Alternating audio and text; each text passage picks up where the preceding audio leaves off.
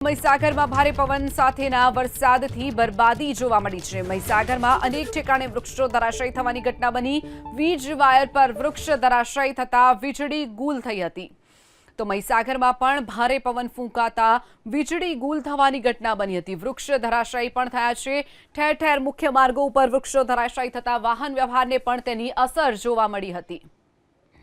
હવામાન વિભાગ દ્વારા જે રીતે વરસાદની આગાહી કરવામાં આવી હતી તે જ રીતે મહીસાગર જિલ્લામાં સાંજથી વાતાવરણમાં પલટો આવ્યો।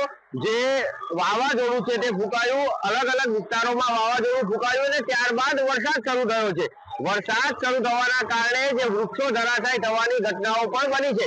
કેમેરામેન ને કહીશ કે આપણે દ્રશ્ય બતાવશે લુણાવાડા શહેરનો હાલોલ શામળાજી હાઈવે ઉપર જે ક્રિસ્ટલ સ્કૂલ છે તેની આગળ આ જે વૃક્ષ છે તે ધરાશાયી થયું, જેને પાલિકા તંત્ર દ્વારા દૂર કરવાની કામગીરી હાથ ધરવામાં આવી છે।